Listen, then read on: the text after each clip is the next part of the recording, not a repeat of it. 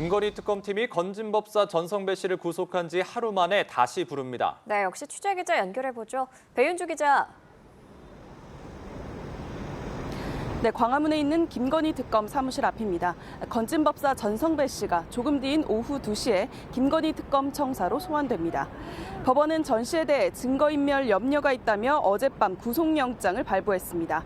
전 씨는 2022년 통일교 측으로부터 그라프 목걸이와 샤넬백 등을 받아 김건희 씨에게 건네며 교단 현안 청탁을 알선한 혐의를 받고 있습니다. 또 같은 해 6월 지방선거를 앞두고 유력자들로부터 기도비 명목의 돈을 받아 윤핵관에게 공천 청탁을 전달한 의혹도 받습니다.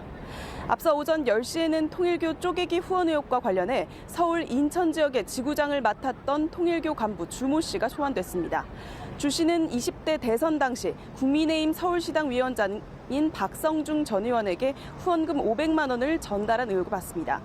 한편 지난 10일 구속된 김건희 씨는 내일 특검의 5번째로 소환됩니다. 구속 이후 줄곧 입을 열지 않고 있는 김 씨는 어제 조사에서도 진실이 왜곡될까 무섭다며 진술 거부권을 행사한 걸로 알려졌습니다. 특검은 오는 31일 구속 만료 이전에 김 씨를 몇 차례 더 소환한 뒤 기소할 방침입니다.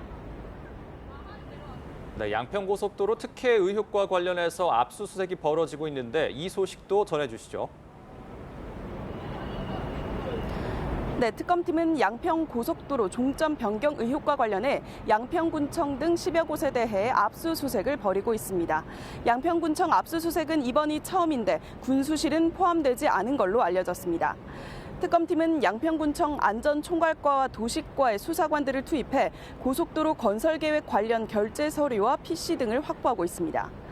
특검은 2023년 국토부와 양평군이 고속도로 종점을 김건희 씨 일가 땅 일대로 변경하기 위해 용역업체 등의 영향력을 행사했는지, 이 과정에서 윤 전 대통령이나 김 씨 일가가 관여했는지를 수사 중입니다. 논란이 일자 당시 원희룡 국토부 장관은 그해 7월 사업 백지화를 선언했습니다.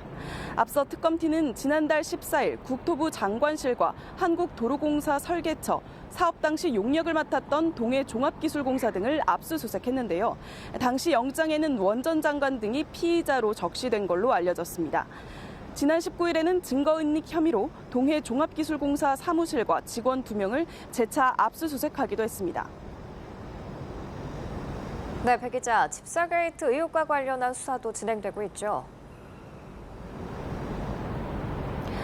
네, 집사게이트 의혹에 연루된 사모펀드 운용사 대표가 앞서 오전 10시쯤 특검에 소환됐습니다.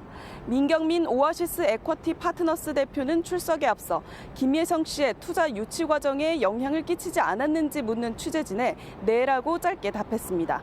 이 사모펀드 운용사는 김건희 씨 집사로 알려진 김혜성 씨가 임원을 지낸 IMS 모빌리티에 대한 대기업 투자 과정에서 투자를 중개했습니다. 특검팀은 투자 배경에 김건희와의 친분이 있었던 걸로 의심하고 있는데 민 대표에게 투자 경위를 집중해 물을 것으로 보입니다. 한편 집사게이트 의혹 당사자로 알려진 김예성 씨는 지난 15일 구속됐고 오늘 오후 2시에 다시 소환될 예정입니다.